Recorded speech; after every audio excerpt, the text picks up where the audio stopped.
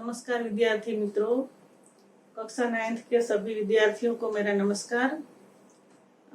आप सभी 8वें पाठ तक पढ़ चुके हो और उसका होमवर्क भी आपने लिख लिया होगा। स्वाध्याय पोथी में मैंने कहा था आपको 8 पाठ तक कंप्लीट कर लीजिएगा। और आपने जो नोटबुक बनाई है हिंदी की, उस नोटबुक में जो आपने कवि परिचय और फिर काव्य और फिर लेखक परिचय, ये सारी बातें जो मैं बताती जाती हूँ आपको, वो आप लिखते रहना। कंप्लीट होनी चाहिए नोटबुक, कुछ बाकी नहीं छूट जाए उसमें, ठीक है। अगर कोई प्रश्न है तो आप मुझे पूछ सकते हो, लेकिन अपना काम कंप्लीट होना चाहिए। निबंध की नोटबुक में भी मैंने आपको जो जो भी काम दिया था, निबंध लिखने के लिए दिए थे, कुछ कहानियां दी थी, तो ये सब भी आपने लिख लिया होगा। ये आपको लिखना इसलिए जरूरी है क्योंकि अभी हम आपकी एक टेस्ट लेना चाहेंगे सभी सब्जेक्ट की, तो उसका कोर्स जो है वो मैं लिख करके रख दूंगी इसमें कि आपको कहाँ तक तैयारी करनी है। और घर बैठे ही आपको टेस्ट लिखनी है, लेकिन वो टेस्ट आप अपनी हिंदी की नोटबुक में लिखेंगे। तो आपने नोटबुक जो है बनाई है, उसी में आपको उस पेपर के जवाब जो है वो लिखने हैं। और इससे क्या होगा कि आपकी नोटबुक चेक हो जाएगी कि आपने सब होमवर्क किया है या नहीं किया है, और साथ ही आपका पेपर भी चेक हो जाएगा। तो आज हम जो पाठ पढ़ने जा रहे हैं उसका नाम है निर्भय बनो। सीधी सी बात है कि जैसे पाठ का नाम है निर्भय बनो, निर्भय मतलब जिसको किसी का डर नहीं है वो निर्भय, भय नहीं है वो निर्भय। भय डरपोक का विरोधार्थी निर्भय। तो यहाँ पर आप जो है ये पाठ पढ़ने जा रहे हो उसके लेखक है फणीश्वर नाथ रेणु, उनका उपनाम है। फणीश्वर नाथ रेणु जो है, उनका जन्म बिहार के पूर्णिया जिले में हुआ था और उनकी बचपन की पढ़ाई जो है वो सारी बिहार में, कुछ नेपाल में, जो विराटनगर नेपाल में है, उनका पुरखों का गांव है, वहां पर हुई है। और रेणु जी जो है वो बहुत ही अच्छे लेखक है और खास करके आंचलिक उपन्यासकार के रूप में वो जाने जाते हैं। इन्होंने जो साहित्य लिखा है वो बहुत ही प्रसिद्ध हुआ, खास करके उनके खुद के अनुभवों को उन्होंने अपने साहित्य में ढाला है। और यहाँ पर भारत में और नेपाल में दोनों जगह चलने वाले आज़ादी के, स्वतंत्रता के आंदोलन में उन्होंने हिस्सा भी लिया था। तो ये उनका जीवन है, उसके बारे में बात हो रही है। इसके अलावा उन्होंने जो साहित्य लिखा उसमें मेला आंचल जो है उसके प्रकाशन के साथ ही वो साहित्य जगत में प्रख्यात हो गए। और फिर तो उन्होंने बहुत सारे उपन्यास लिखे हैं, लेकिन यहाँ पर हम आपको बताना चाहेंगे कि रेणु जी जो है उनकी रचनाएं, उसमें जीवन की सुरूपता और कुरूपता दोनों चीजें, मानवीय सहृदयता, उसके मनुष्य के जो संवेदनाएं होती है, उसके अनुभव जो होते हैं, वो उनके साहित्य में मुखर होता है। इन्होंने खास करके उनकी भाषा जो है उसमें ग्रामीण शब्दों का बहुत प्रयोग होता है। और खास करके बिहारी, क्योंकि वो बिहार के रहने वाले थे, तो वहाँ की उनकी जो भाषा है उसके शब्द इसमें बहुत आते हैं। इन्होंने जो उपन्यास लिखे उसमें मेला आंचल, परती परिकथाएं, फिर जुलूस, इसके अलावा कितने चौराहे, ये उनके प्रमुख उपन्यास है। इसके अलावा उन्होंने कहानियां भी बहुत सारी लिखी है और भारत सरकार ने उन्हें पद्मश्री के अवार्ड से भी उनको सम्मानित किया है।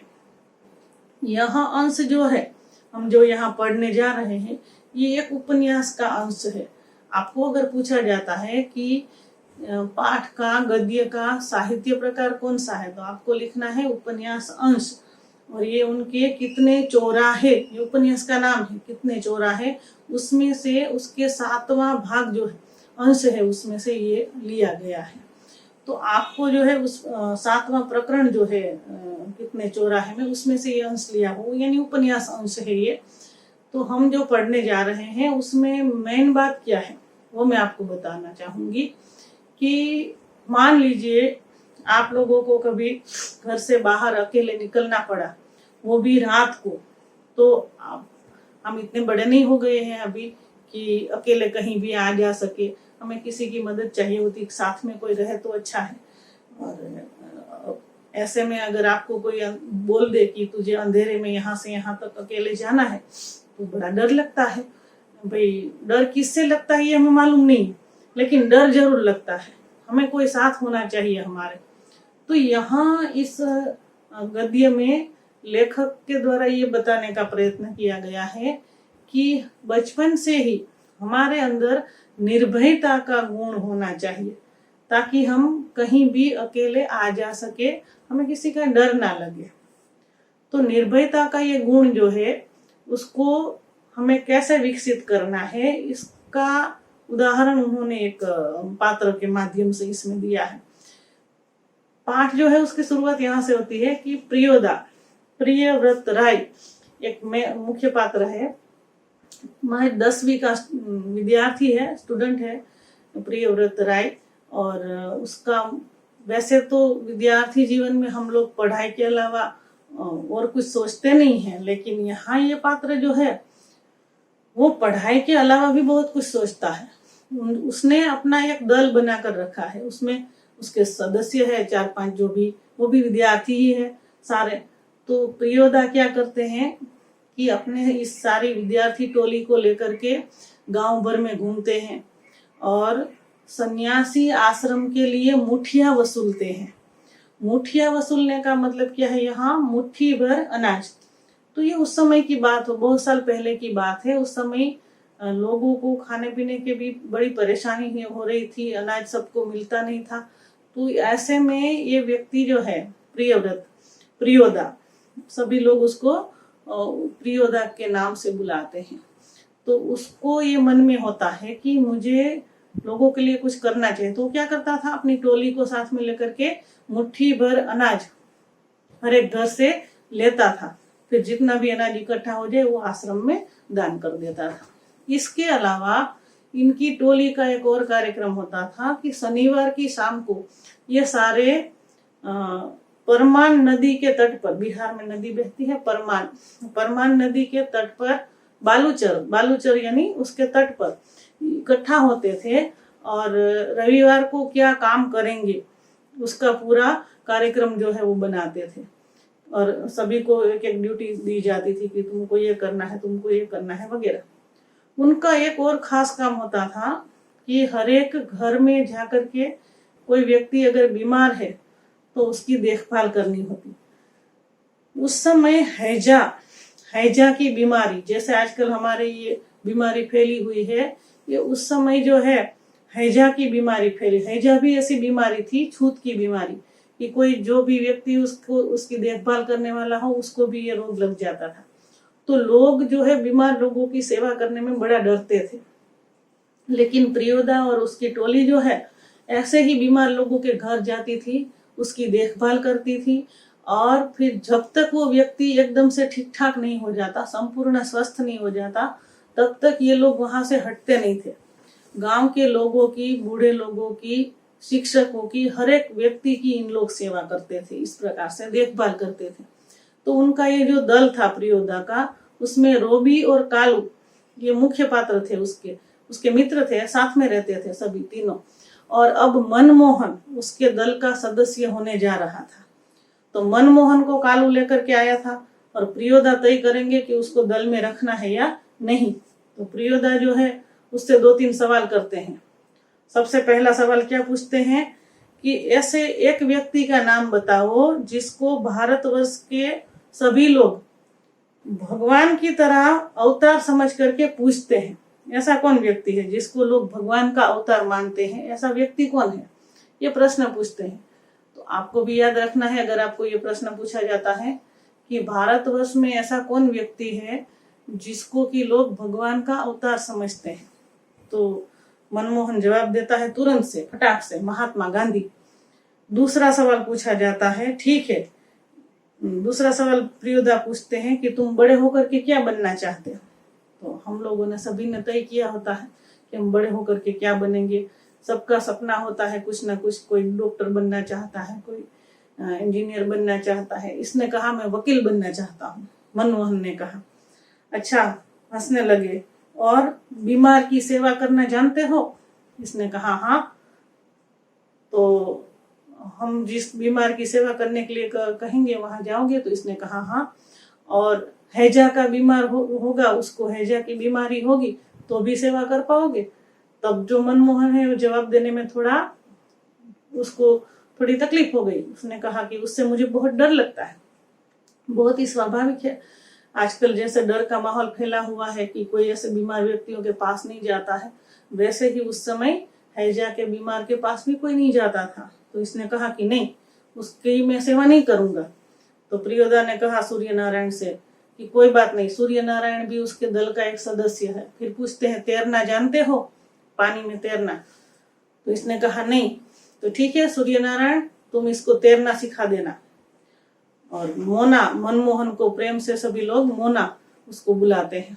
तो ठीक है, तुमको जो है सूर्य नारायण जो है वो इस दल का सदस्य है और सभी उसको सूरज के नाम से जानते हैं। तो सूर्य नारायण जो है वो पढ़ने में बड़ा कमजोर है, लेकिन दिल डोल से बड़ा ही स्वस्थ व्यक्ति है, रोज ही कसरत करता है, इसलिए सभी लोग उसको सूरज पहलवान कहते हैं। लगभग रोज 100 दंड बैठक वो लगाता है। दंड बैठक समझते हो ना, कसरत का एक प्रकार है। तो वो लगाता है, इसलिए सभी दल के लोग उसको सूरज पहलवान कहते हैं। तो सूरज पहलवान को जिम्मेदारी सौंपी गई कि मनमोहन को वो तैरना सिखाएगा। तो वो हंसी मजाक में बोलता है कि ठीक है, एक दिन उठा करके पानी में डाल दूंगा, तैरना अपने आप सीख जाएगा। सभी लोग हंसने लगते हैं। अच्छा, फिर पूछते हैं कि तुमको गाना आता है? तो मोना ने कहा हाँ। तो कुछ गा करके सुनाओ। थोड़ी देर तो वो शर्माता है, हिचकिचाता है, लेकिन फिर गाता है, एक भजन गाता है। राम रहीम न जुदा करो भाई, राम रहीम न जुदा करो भाई, दिल को सच्चा रखना जी, ऐसा करके एक भजन गाता है वो। तो सभी लोग जो है खुश हो जाते हैं, तालियां बजाते हैं, भाई वाह, तुम्हारा गला तो बड़ा सुंदर है, आज से प्रभात फेरी में गाने का काम तुम्हारा। अब प्रभात फेरी पता है आपको? प्रभात फेरी बहुत साल पहले, जब हम लोग आजाद नहीं हुए थे, स्वतंत्र नहीं हुए थे, उस समय आंदोलनकारी, सत्याग्रह के आंदोलनकारी जो है वो हर गांव में, हर शहर में एक दल बना करके देशभक्ति के गाने गाते हुए सबको जगाते थे। उसको प्रभात फेरी कहते थे। यहाँ प्रभात फेरी गाने का काम जो है वो अब मोना को सौंप दिया जाता है। फिर सभी लोग देखते हैं कि सूर्य अस्त होने वाला है, तो सब लोग वहां से जाते हैं कि चलो घर चलते हैं, ऐसा करके जा रहे हैं। रास्ते में देख रहे हैं एक गाड़ीवान है, बैलगाड़ी लेकर के जा रहा है, वो गाना गा रहा है। तो सभी लोग उसका गाना सुनते हैं और गाना सुनते हुए आगे बढ़ते हैं। तभी अचानक से एक पक्षी वहां पर आकर गिरता है। किसी ने उसको गोली मार दी है, घायल कर दिया है। तो पक्षी जैसे ही वहां पर गिरता है बालूचर पर, तो कृत्यानंद झा जो है उसकी बात हो रही है। उसने कहा कि उसके जो है बालूचर में गिरा तुरंत ही पूरा अंधकार था चारों ओर जो है। और उसी समय एक अर्दली नुमा व्यक्ति जो है, अर्दली यानी वहाँ उस समय अंग्रेजों के यहाँ काम करने वाले जो लोग होते थे उसको अर्दली कहा जाता था। तो वो जो है वहां पर आता है और उस मरी हुई चिड़िया जो अभी गिरी है, जिसको की गोली लगी, उसको उठा करके वहां से पकड़ करके वहां से जाने लगता है, मिल गया हुजूर, ऐसा करके। तभी इब्राहिम जो है, उसके दल का एक लड़का है इब्राहिम, वो कहता है कि डिप्टी साहब का अर्दली है और साला भारी खचड़ा है। अब ये शब्द जो बोला उसने, साला और खचड़ा, तो ये बिहार में इस शब्द को गाली समझा जाता है। तो उसने प्रियोदा को ये बिल्कुल अच्छा नहीं लगता था कि उसके दल का कोई सदस्य गाली गलौज करे, वो बोले ऐसा। तो उसने तुरंत ही बोला होल्ट, होल्ट यानी रुक जाओ, ऐसा नहीं बोलना है। तो इब्राहिम कहता है कि लेकिन देखो आप कितना खड़ूस आदमी है, उसने पक्षी को मार दिया और आप कहते हो। तो प्रियोदा बड़े ही नाराज हो जाते हैं और बोलते हैं कि आगे से अगर किसी ने भी एक भी शब्द निकाला तुमने, तो तुमको दल से निकाल दिया जाएगा, रस्टिकेट कर दिया जाएगा। माने कोई भी दल में ऐसा व्यक्ति नहीं चाहिए जो गाली गलौज करता हो। इसलिए इस मामले में प्रियोदा बड़े ही स्ट्रिक्ट थे। उनका नियम था कि दल में कोई भी व्यक्ति असभ्य भाषा का प्रयोग नहीं करेंगे। तो यहाँ पर इब्राहिम को भी उन्होंने टोक दिया। इब्राहिम ने फिर माफी भी मांग ली कि आगे से वो ऐसा कुछ नहीं बोलेगा। फिर शाम होने लगी तो अंधेरा होता गया। तो प्रियोदा ने कहा मनमोहन को कि तुम घर चले जाओगे अकेले? तो कालू ने कहा कि नहीं, मैं छोड़ दूंगा। तो प्रियोदा कहते हैं कि नहीं कालू, तुम घर जाओ, आज मनमोहन को मैं घर छोड़ दूंगा। क्योंकि वो देख रहे थे कि मनमोहन डरा डरा सा था, अंधेरा हो गया, घर अभी अकेले जाने में उसको डर लग रहा था। उन्होंने उसके चेहरे पर वो डर देख लिया, पढ़ लिया। तो उसने कहा चलो आज मैं तुमको घर छोड़ देता हूँ। ऐसे करके उसको सांस लेकर के चलते हैं और ऐसे रास्ते से चलते हैं जहां पर बड़ा ही अंधेरा था, जंगल जैसा रास्ता था।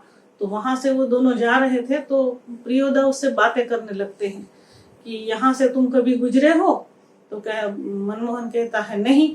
तो देखो आज यहाँ से गुजरो, फिर एक मकान है खंडहर जैसा, जहाँ पर कोई रहता नहीं है, टूटा फूटा सा मकान होता है, जहाँ कोई मनुष्य रहता नहीं, उसको खंडहर कहा जाता है। तो एक खंडहर जैसा मकान था, उसको बताते हुए कहते हैं कि देखो वो खंडहर देख रहे हो? तो मनमोहन ने कहा हाँ। तो कहते हैं कि लोग क्या कहते हैं, ये खंडहर जो है पहले कभी यहाँ ये पोस्टमार्टम रूम था। पोस्टमार्टम रूम का मतलब क्या होता है?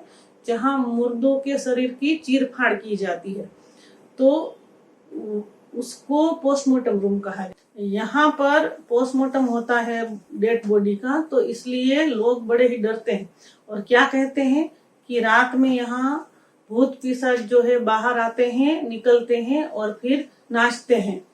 तो ये बात सुन करके मनमोहन और डर जाता है। तो उसके चेहरे पर ये डर देख करके प्रियोदा उसको समझाते हैं कि डरने जैसी कोई चीज होती नहीं है, भूत पिशाच कुछ दुनिया में होता ही नहीं है। असल में जो व्यक्ति दिन भर काम करता रहता है, काम में लगा रहता है, वो तो खुद भूत होता है। ये उसके गुरु महाराज ने बताया था कि वो गुरु महाराज कहते थे कि जब मैं भी, प्रियोदा कहते हैं कि जब मैं भी छोटा था तो तुम्हारी तरह बहुत डरता था, लेकिन तब गुरु महाराज ने कहा जो दिन में 10 का काम करता है वो तो खुद भूत होता है। तो भूत जैसा तो कुछ होता ही नहीं है, इसलिए भूत से कभी डरना नहीं है। तो यहाँ वो मोना यानी मनमोहन के मन से ये डर निकालने की कोशिश करते हैं प्रियोदा, यानी कि उसको निर्भय बनने की सलाह देते हैं, समझाते हैं कि किसी बात से जीवन में डरना नहीं चाहिए। तो इस प्रकार ये पाठ जो है हमारा हमने यहाँ कंप्लीट किया। निर्भय बनो, ये हमने फणीश्वर नाथ रेणु के उपन्यास कितने चौराहे का एक अंश है जो कि हमने पढ़ा आज। तो आप लोग जो है अब इसका पूरा जो स्वाध्याय है, यानी कि स्वाध्याय पोथी में जो आप लिखते हो उसमें लिख लेंगे। आपको उसके सारे प्रश्नोत्तर लिखने हैं। इसके अलावा आपको हिंदी की नोटबुक में जो आपने बनाई है, निबंध की नोट मैंने कहा था आपको, उसमें लिखना है। तो लेखक का परिचय और शब्दार्थ और मुहावरे जो भी चीजें उसमें है वो लिखनी है। और इसके अलावा स्वाध्याय पोथी में जो है इसके प्रश्नोत्तर लिखने हैं। इतना काम आप इसका होमवर्क जो है 9वें पाठ का कर लेंगे। धन्यवाद।